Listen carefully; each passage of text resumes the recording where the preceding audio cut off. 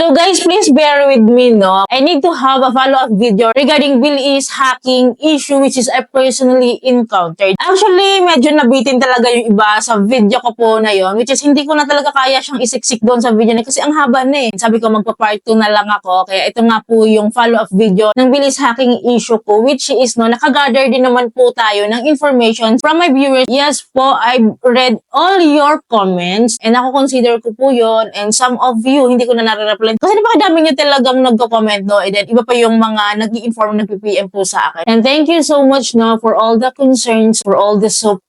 So, eto na nga, no. So, a lot of you, of course, ako din tinatanong ko rin, what's next? What's next after this hacking issue? So, if ever po na ma-resolve po itong issue na ito, ma-settle po ito ni Billy's, what's next? Kumusta? Ano na yung mga possibilities with Billy's? Masasabi pa kaya natin na safe pa kaya dito sa Billy's? So, anyways, no, it's been 3 days ago na, no, nangyari yung incident po ng hacking sa akin. Wala pa rin po akong makuha talagang matinong sagot kay Billy is last Friday, nag-email siya sa akin na under investigation siya. I don't know kung meron silang ganap by Saturday and Sunday. Kasi just in lang po, no, just today lang talaga. Nag-email po sa akin si Bill Isan, ito po yung sinasabi niya. So, we have forwarded your account and transactions daw concerned to the relevant team. In light with the ongoing investigation, we need to confirm your current number, your phone number daw. So, clearly po, ang email po na ito ay kinukuha po nila yung aking phone number. Siguro para sa akin, sana kontakin nila ako. Yes, kailangan ko yun. Kailangan ko talaga silang makausap. Kailangan ko silang personally makausap. So, sana tawagan nila ako since nanghihingi sila ng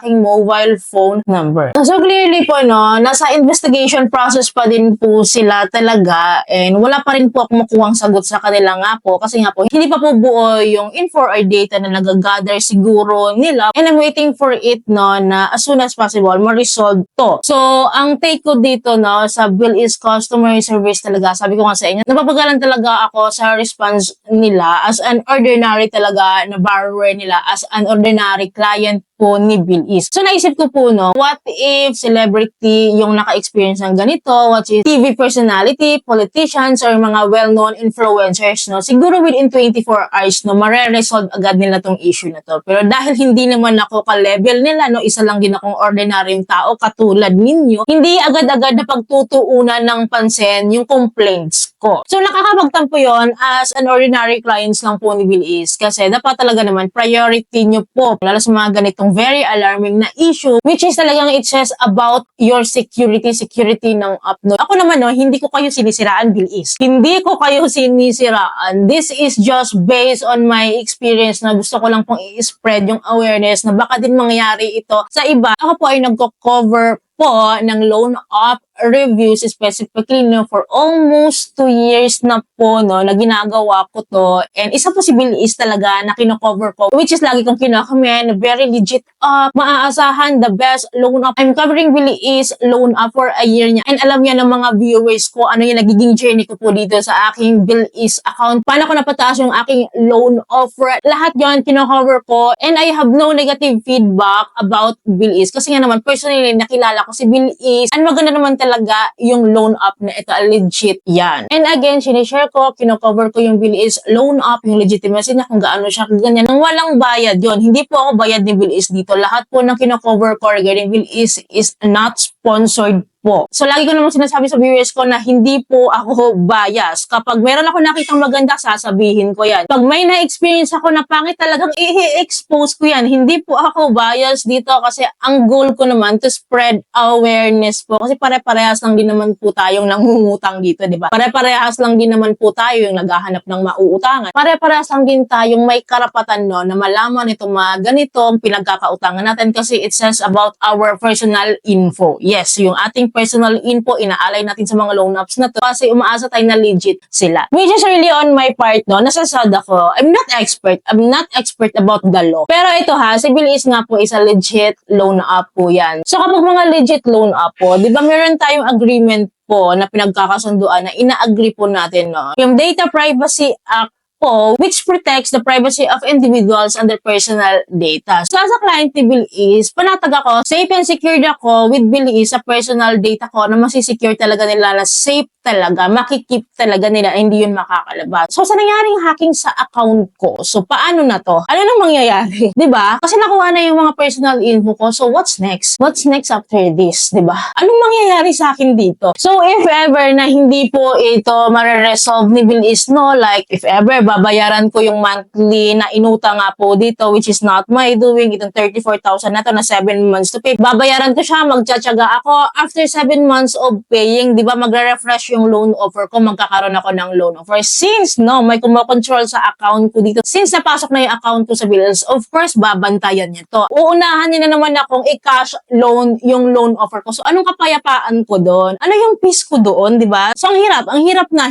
akong pagkatiwalaan talaga si Bill is. Whereas, no, kung sakali, no, mako-close ni Bill is to, maaayos niya, matatanggal niya yung loan offer na nag-reflect dito sa app ko. So, what's next, 'di ba? So, paano ko pa ipaglalaban ang security ni Bill is? Paano ko pa tatangkilikin ang Bill is? Paano ko kayo i-lift up Bill is kung ganito nga yung nangyari sa akin? So, 'di ba, ang hirap i-sustain ng account ko dito, which is hindi ko talaga inasahan to kay Bill is. So, as of now, I was thinking na kapag na-settle tong accounts ko dito sa Bill is, gusto ko na lang siguro siyang i-delete para mawala na siya sa database ko. Though, yun nga, no, nakuha na yung info ko, yung name ko, yung address ko, yung mobile phone number ko ng hacker na yun, no. Wala na akong magagawa doon, no. Kasi ang hirap na talaga ako ipaglaban ng Bill is kasi na-expose na yung information ko sa iba, nakuha na yung personal information ko, which is ingatan ko, which is sa Bill is up lang talaga mangyayari. Now, back to the scenario. So, some of my viewers dito na nagko-comment, bakit daw hindi dumaan sa facial verification kapag nagka-cash loan? Kasi usually po talaga, kapag nagka-cash loan, ay meron tayong money transfer, money withdrawal, disbursement dito sa Bill is, meron silang facial verification feature. Pero how come nakalusot yung facial verification na yon? So, hindi mawawala din talaga sa isip ko yung possibility talaga na inside job nga po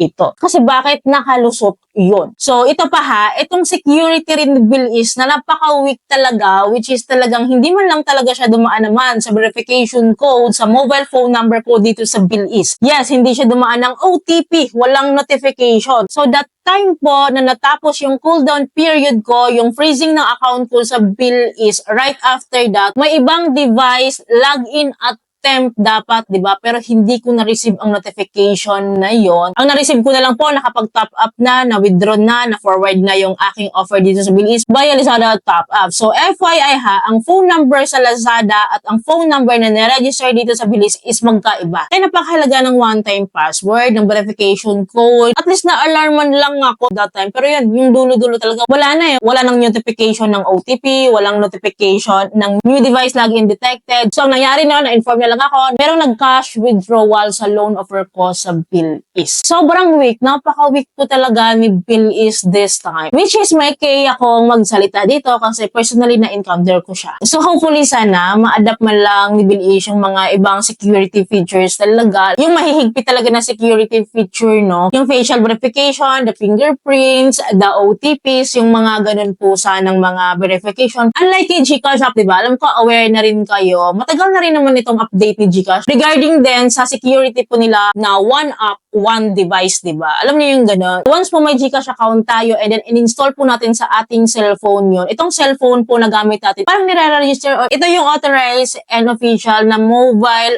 phone po. Na dito lang dapat natin mabubuksan yung GCash app. So, aware po ba kayo sa ganun feature ni GCash? One GCash app is one mobile phone. So, ganun yung security niya. So, kung ganun sana, yung security ni Bill is na one Bill is app, one mobile phone na inauthorize lang, which is hindi sana tayo magkakaproblema. Kasi dito lang sana lahat yon sa mobile phone ko at hindi siya magkakaroon ng device login attempt sa iba. So, well, I hope sana, no, ma-improve ni Bill is yung mga ganitong security features, no, kasi talaga ang hirap ng pagkatiwalaan. Again, hindi ko sinisiraan si Bill is, no, nagpapakatotoo lang po ako dito. I'm not biased. Sinasabi ko talaga yung positive or negative sa loan app and alam yun ng mga viewers ko. Lastly, I'm pretty much aware about hacking, scamming issue, lalo ngayong holiday season. But ito lang naman sa akin, no. So, the hacking is there. Common and prone yung hacking issues, scamming issues na yan. Ang akin na naman, no, do your part, Bill is up. Do your security part. Kasi kung dumaan yan sana no, sa verifications nga na sinasabi ko sa mga OTPs, phone number, OTPs, fingerprint, facial verification ko, hindi mangyayari yan. Maliban nga no, kung meron talagang inside job na nagaganap. Wala na akong laban doon. Kung kayo na mismo yung gumagawa no, so make something about this issue, Bilis. So kayo pa rin ang may control nito, system nyo yan system nyo to, app nyo to. Kayo pa rin dapat ang responsible sa mga ganitong incidents, lalo